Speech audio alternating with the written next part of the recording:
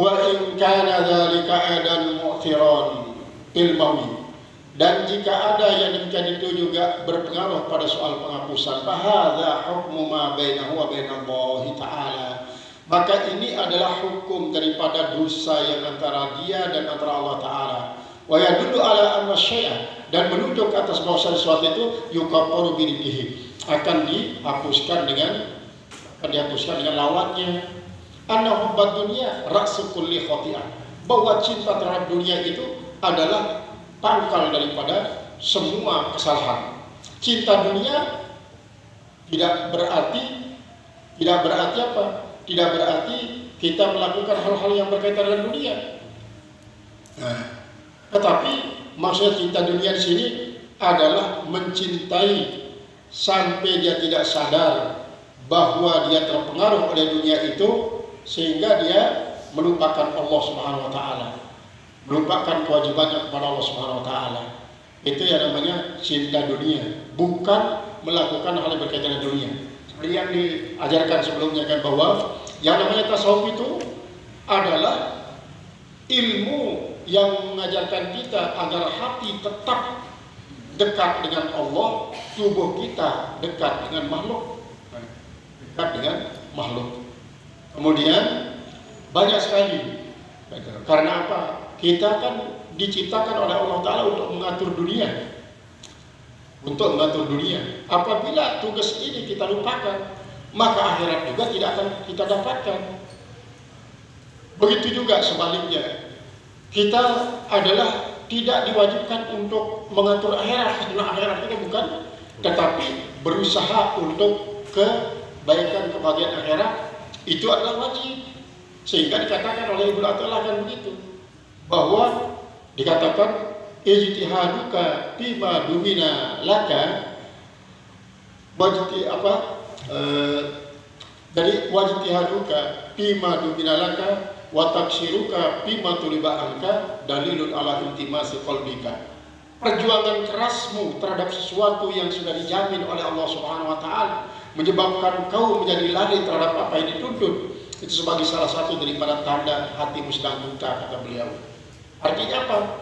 Kita dituntut untuk mendapatkan kebahagiaan di akhirat. Nah, bagaimana? Allah sudah mengaturnya. Begini cara kita. Kalau kita ikuti peraturan Allah Subhanahu wa taala itu, sehingga nanti dunia pun akan bernilai akhirat. Itu adalah tataran syariat kita.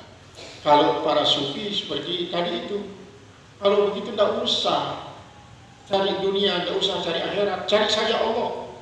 Misalnya kalau dapatkan dunia dan akhirat, itu adalah kata para sufi. Kemudian jadi sesuatu yang itu akan bisa diobati dengan lawannya, sesuatu itu bisa dihapus dengan lawannya. Dosa yang disebabkan oleh hal ini akan terhapus oleh lawan daripada itu. Kemudian di sini katakan wa atharu ittiba'i dunia, dan pengaruh dari pelaku dunia fil qalbi, yaitu di dalam hati, as-sirru, yaitulah sebuah rahasia, biha dengannya, wal hanin ilaiha, dan itu adalah merupakan sesuatu yang dapat selalu dekat kepadanya. Fala hurima, maka tidaklah diharamkan. Karena kullu adzan yusibul musliman, semua penyakit yang menimpa orang muslim, yambu bisababi al-qalbu, yaitu dapat yambu bisababi, menjadi gelap, maksudnya di sini dengan sebab itu akan hatinya yang menjadi gelap. Di dunia yakunu kifaratan lahu. Nah, maka begitu juga kalau memang itu akan menjadikan gelapan hati, lalu dia lebih cenderung kepada dunia, maka nanti akan ada sesuatu yang menjadi kifarat bagi hati yang gelap itu. Apa sebabnya? Idil qalbu yatajaba bil humumi, sesungguhnya hati itu Yatajafa bil humumi wal gumumi. Sesungguhnya itu hati bisa menjadi tajafa, menjadi kering bil humum dengan sebab keinginan keras, wal gumum, dan dengan sebab adanya rasa sakit, sedih, susah. Andaril humum, daripada negeri yang menyebabkan dia menjadi banyak keinginan-keinginan. Allah Ta'ala, Allah Subhanahu wa Ta'ala, minad dunubi, di antara dosa-dosa, dzunubun la yukaffiruha illa al-humum. Di antara dosa-dosa itu ada dosa-dosa yang tidak bisa menghapus akannya kecuali humum. Apa humum dalam hal ini? Yaitu adalah kelelahan hati di saat menghadapi berbagai macam ujian daripada Allah Subhanahu wa Ta'ala, termasuk ujian ekonomi misalnya, termasuk ujian ekonomi, sulit untuk mendapatkan makanan, minuman untuk diri, untuk keluarga, untuk anak kita. Kemudian kita berusaha keras untuk mencari itu harta, tetapi kita tetap sabar. Kita tetap merasa qanaah ketika kita dapatkan yang sedikit, kita redha dengan sedikit. Tetapi kita terus merasa lelah dari pagi sampai sore, namun kita dapatkan terbatas, tidak bisa memenuhi kebutuhan kita. Ini termasuk umum. Kita ingin untuk mendapatkan sekedar untuk memenuhi hajat, tapi kita peras keringat, banting tulang dari pagi sampai sore. Ini yang bisa menghapuskannya, dosa itu. Jadi kita mau bertobat dan istighfar banyak dan bisa. Kita bahkan melakukan kebaikan-kebaikan yang lain yang sudah dijanjikan untuk bisa menghapuskannya, ternyata Allah belum menghapuskannya. Akhirnya Allah menguji kita dengan kesulitan ekonomi, miskin, tidak punya apa-apa. Tetapi kita juga digerak oleh Allah untuk apa? Mencari rezeki. Jadi proyek, kemudian ya proyek itu kan kerjaannya di bawah panas, pikul batu, pikul besi, pikul semen, kemudian ngecor dan lain sebagainya. Itu penghapus dosa. Itu penghapus dosa. Makanya seperti yang kita terangkan terdahulu, kalau misalnya perniagaan kita ini tidak bisa berlangsung antara makhluk dengan makhluk karena tidak ada kesempatan, karena memang tidak ada pekerjaan, tidak ada proyek misalnya, maka kita bertijarah kepada Allah. Di saat itu sesungguhnya Allah menghendaki agar kita kau fokus beribadah ya, karena kau memang tidak saya berikan untuk kerja saat ini, karena memang saya jadikan ada proyek misalnya. Fokus beribadah, berniaga kepada Allah. Wabi lafzin akhar, dan pada lafaz yang lain, lal hamma bi talabil ma'isyah, tidak ada apa kan itu? Ada ilah.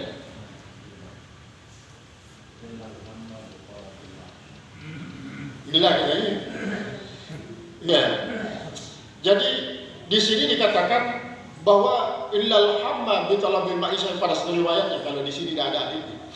Dia ada alif pada sebelum. Jadi illal hamma bi talabil ma'isyah. Ini pada satu riwayat yang mengatakan pada illal humum itu adalah pada satu riwayat mengatakan illal hamma bi talabil ma'isyah. Artinya dosa ada yang tidak bisa terhapus oleh istighfar dan sebagainya, kecuali yang bisa menghapusnya adalah lelah mencari rezeki. Jadi oleh sebab itu ini mengajarkan kepada kita bahwa jangan pernah menyesali apa yang ditakdirkan oleh Allah Subhanahu wa Ta'ala berupa kesulitan ekonomi. Sesungguhnya itu merupakan salah satu cara Allah Ta'ala untuk memberikan kita alam agar dosa-dosa kita terhapuskan, yang tidak bisa dihapuskan oleh sholat, tidak bisa dihapuskan oleh mengaji, tidak bisa dihapuskan oleh silaturahim. Maka lelah bekerja ini adalah merupakan. Bapi hadits Aisyah radhiyallahu anha, dan pada hadits Aisyah mudah-mudahan Allah daripadanya, wa idza katurat dzunubul 'abdi, dan apabila banyak dosa seorang hamba, walam takun lahu a'mal, padahal tidak ada baginya perbuatan tukap piruha yang dapat menghapuskannya, adkhalallahu ta'ala alaihi humuma, maka Allah memasukkan atas orang yang berdosa ini akan humum, fatakunu, maka jadilah humum itu kifarat al-dzunub, menjadi dosa, apa menjadi penghapus daripada dosa-dosa. Wa yuqalu, dan dikatakan di situ masih ada alif ya, innal hamma atau innal hammin. Di sini tidak ada alifnya. Jadi wa yuqalu innal hamma alladhi yudkhil abda yadkhulu alal qalbi. Sesungguhnya alham yang masuk atas hati, wal abdu la ya'rifu, dan padahal hamba itu dia tidak ketahui, wal zulmatul dzunubi, yaitu telah merupakan kegelapan dosa, wal hamu biha, dan ada hamu dengannya, wa syu'urul qalbi, dan perasaan hati, yaitu biwaqfatil hisabi, yaitu sesuai dengan hisab, yaitu dengan koreksinya, wa haulul mutli'in, dan huru-hara daripada orang yang melihat-lihatnya. Artinya begini, perasaan hati kita itu menjadi tenang, menjadi gelisah, kemudian menjadi susah, maka itu sesuai dengan bagaimana kita mengoreksinya, menghisabnya. Menghisab ini kan ada muhasabah, kemudian ada murakabah, kemudian ada muakabah. Jadi kelihatannya antara muhasabah dan murakabah itu berbeda. Kalau murakabah itu mengawasi, kalau hisab itulah menghitung-hitung apa sih yang sudah didapatkan oleh hati ini daripada dosa. Dengan sebab dia misalnya ada hikdun, dendam, ada hasad, ada tamak, ada takabur, memang licin sekali yang namanya hati itu, sangat rentan daripada penyakit batin. Maka oleh sebab itu kita wajib murakabah. Jangan pernah berhenti murakabah, mengawasi hati ini saat kita sholat terutama sekali. Karena seringkali orang lali di dalam sholatnya. Pada saat itulah datang sesuatu yang kita tidak ingat di luar sholat, justru dalam sholat kita ingat. Kalau itu ingat yang mendukung nilai sholat, itu tidak mengapa, tapi justru yang membuat sholat kita menjadi cedera, ini yang bahaya. Maka kalau terjadi hal itu, ini namanya kita coba awasi di hati ini. Kemana dia akan cenderung? Karena misalnya sesuatu yang terjadi puluhan tahun kadang-kadang nyelinap dalam hati kita, kalau itu kita renungi berarti amblas sudah sekian persen sholat itu. Tapi kalau kita murakabah, dia awasi langsung muakabah, siksa, hukum. Bagaimana cara kita hukum dia? Dengan lawannya tadi. Kalau tadi dengan hadirnya ini si ingatan menyebabkan kita lupa kepada Allah Ta'ala, nah sekarang pukul dia dengan ingat terus kepada Allah, ingat terus kepada Allah, ingat terus kepada Allah. Memang begitu ya, artinya di saat kita sholat ini kadang-kadang kita lali untuk murakabah, untuk mengawasi hati kita. Nah justru kadang-kadang di luar sholat kita hati-hati.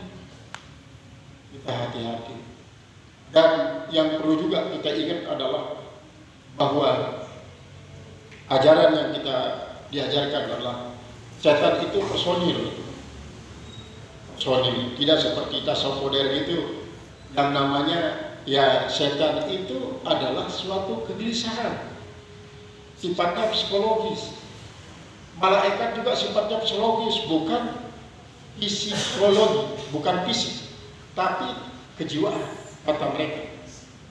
Jadi setiap kali kita merasa nyaman, merasa aman, itu berarti malaikat. Setiap kali kita merasa sedih, merasa sakit, merasa segalanya, berarti itu adalah merupakan setan katanya. Jadi menurut mereka malaikat, setan itu bukanlah personil, tetapi adalah dia psikologis, kejiwaan saja. Kadang-kadang seperti tadi, lama-lama nanti mereka mengatakan surga neraka itu bukanlah suatu area. bukan satu wilayah, tapi psikologis. Sekarang ini kan banyak para ahli-ahli berbagai macam itu ya. Ada yang ahli genetika, tiba-tiba masuk ikut berbicara tentang tasawuf. Ada yang ahli syaraf, tiba-tiba ikut berbicara tentang tasawuf. Itu sekarang ini. Dan mereka itu berdalil juga dari Al-Quran. Cuma Al-Quran yang dipakai dalil itu justru diambil makna zahirnya, bukan makna eksplisitnya, bukan makna tauriyahnya, bukan makna batinnya. Nah, oleh sebab itu kita perlu untuk berupaya memfilter dan membentengi generasi kita ini. Di saat mereka itu, ya Allah, kalau kita lihat anak-anak kita jarang yang perhatian pengajian-pengajian yang banyak dimakan oleh game. Ini kita khawatir. Karena apa? Kalau diburu dia dengan sebuah pertanyaan, dia akan tidak bisa menjawab dan sekaligus akan terjerat oleh pertanyaan-pertanyaan itu. Seringkali itu dipergunakan untuk memojokkannya. Bapak berbicara tentang neraka? Iya. Bapak berbicara tentang dosa? Iya. Apa dosa itu? Apa neraka itu? Bapak pernah lihat dosa? Bapak pernah melihat neraka? Maka sedikit-sedikit dosa, sedikit neraka. Ini sekarang Bapak pernah lihat surga ya? Bapak pernah lihat pahala? Makanya Bapak sedikit-sedikit pahala, Bapak sedikit-sedikit surga. Ini kalau orang yang memang pas-pasan ilmunya, pertama dia tidak bisa memberikan penjelasan dan ujung-ujungnya nanti terjerat, ya, terjebak. Nah, itulah sebabnya perlunya pencerahan ini kepada generasi kita yang masih muda-muda. Banyak orang memang membiarkan, bagikan air mengalir kemanapun dia mengalir, jangan dibendung. Artinya apa? Anak ini sedang mencari jati diri, karena nggak usah diarahkan apalagi dipaksakan, kata mereka. Sampai makanya saya tidak begitu tertarik, kata mereka, memasukkan anak ke pesantren, memasukkan anak ke PA dan lain sebagainya, kata mereka. Karena apa? Dia memborgol kebebasan anak, katanya. Berarti tidak ada upaya kita pengarahan. Jadi akan biarkan seperti air mengalir yang selalu mencari yang lebih rendah dan yang selalu menguntungkan itu air, kata mereka. Nah, ini adalah sudah merajalela hal semacam itu. Yang lama-lama nanti mereka ini ya seperti tadi, tidak hanya meremehkan pesantren, dan juga kadang-kadang meremehkan pengajian-pengajian, sehingga ceramahnya para penceramah yang sedikit-sedikit berbicara tentang dosa, tentang pahala, tentang surga dan neraka itu kadang-kadang dianggap ikut saja Islam itu, katanya. Islam itu apa terbatas dengan hanya dosa dan neraka? Apa Islam itu terbatas dengan pahala dan surga? Kata mereka. Ini sudah disebarkan oleh mereka. Nah, artinya begini, kita artinya memilih jalan yang sudah musalsal dari sanadnya di sana. Tetapi juga kita tidak boleh diam, tidak boleh menutup telinga dan mata daripada pengaruh-pengaruh semacam itu, supaya kita tahu cara untuk mencari jalan keluar daripada apa yang mereka jadikan sebagai permasalahan yang seolah-olah ingin untuk meniadakan semua yang diajarkan secara turun-temurun sejak Rasulullah sampai kepada para guru kita ini. Namun mereka ingin meniadakan hal itu dan ingin mendapatkan pengikut yang banyak, dan tidak sedikit orang yang tertarik karena yang utamakan retorika. Lalu bagaimana?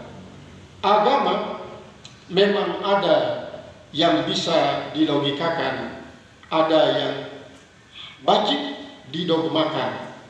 Jadi walaupun misalnya dogma ini juga bisa dilogikakan, tapi kadang-kadang logika kita tidak mampu. Mereka ingin menyamakan bahwa agama itu dengan sains. Kalau sains itu sifatnya rasional, tapi kalau agama itu kadang-kadang tidak perlu rasional, karena dia membutuhkan keyakinan. Walaupun memang semuanya ajaran agama itu rasional, cuma kadang-kadang kemampuan otak kita tidak mampu, rasio kita tidak mampu untuk memecahkan dogma-dogma yang ada dalam agama. Jadi itu yang sekarang ini terjadi sebuah pertarungan. Maka kita belajar tasawuf ini, kita padukan tasawuf amali dan tasawuf nazari. Jadi tasawuf amali itu syariat dan tarekat. Tasawuf nazari itu hakikat dan marifat. Jadi jangan sampai kita ketinggalan. Jangan sampai kita ketinggalan. Kalau mereka mengatakan bahwa hakikat Allah ini ruang hampa. Ruang hampa itu lalu menceburkan cahaya. Cahaya ini jadi Muhammad, cahaya ini jadi Ahmad. Muhammad itu ada yang namanya ada isi-isinya, isim surat, kemudian sampai kepada nanti nama dari wujudku kata, nama daripada rupaku, nama daripada sifatku, nama daripada kenyataan. Itu semuanya harus kita pelajari juga untuk bisa memadukan yang namanya tasawuf nazari itu. Jadi tasawuf amali adalah syariat dan tarekat, tasawuf amali nazari itu adalah hakikat dan marifat. Sehingga nanti tubuh panak pada hati, hati panak pada ruh, ruh panak pada sir, kemudian sir panak pada Allah Subhanahu wa taala. Nah, itu ada nanti namanya tanazul dan taraki. Tanazul dan taraki. Kalau taraki itu dari tubuh ke hati, dari hati ke roh, dari roh ke sir, dari sir ke Allah Subhanahu wa taala. Sedangkan tanazul itu turun. Itulah turun. Dari Allah ke sir, dari sir kepada roh, dari roh kepada hati, dari hati kepada tubuh. Kalau boleh dibilang dari syariat kepada tarekat, dari tarekat kepada hakikat, dari tarekat kepada marifat. Dari marifat ini nanti akan paham hakikat Allah. Itu taraki. Kalau tanazul dari Allah kepada marifat, marifat kepada hakikat, kemudian hakikat kepada tarekat, tarekat kepada syariat. Nah, tetapi sesungguhnya ini tidak bisa dipisahkan. Syariat, tarekat, hakikat, marifat tidak boleh dipisahkan. Karena sesungguhnya kita akan mendapatkan tarekat dalam syariat, kita dapatkan juga hakikat dalam syariat, kita dapat marifat dalam syariat. Itulah digambarkan seperti Ka'bah itu. Dari Hajar Aswad, rukun Hajar Aswad sampai kepada rukun Syami adalah tembok syariat.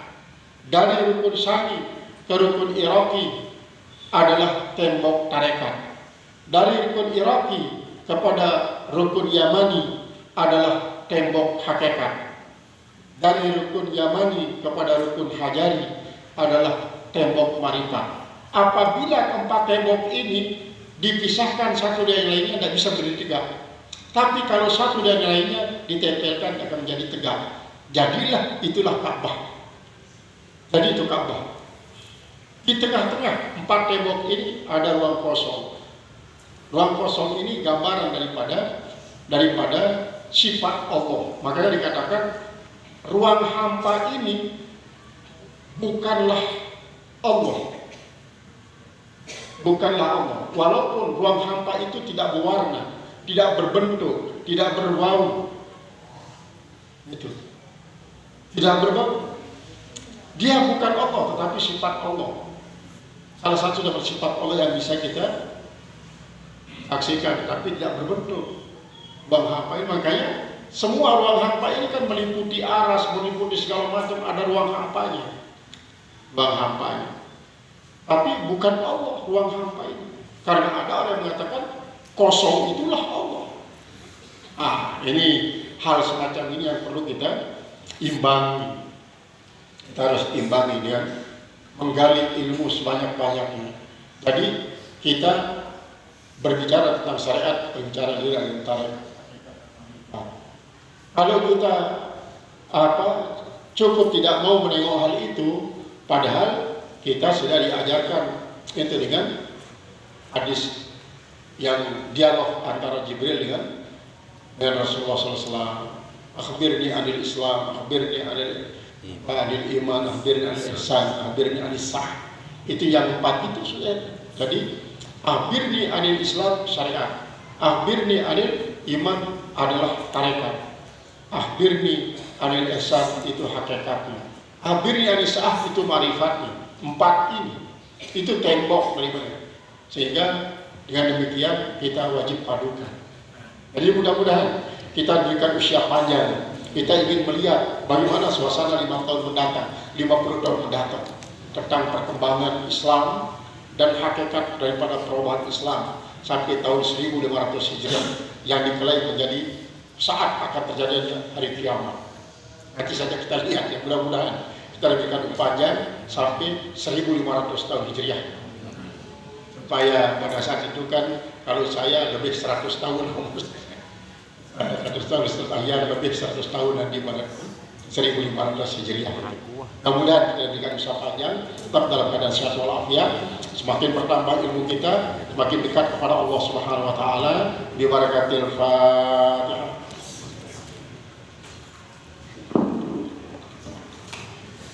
Jadi mohon maaf atas segala kekurangan dan khilafan, dan mari kita bersyukur kepada Allah Ta'ala. Semoga Allah meridai apa yang kita lakukan ini dan mengampuni dosa salah kita. Assalamualaikum warahmatullahi wabarakatuh.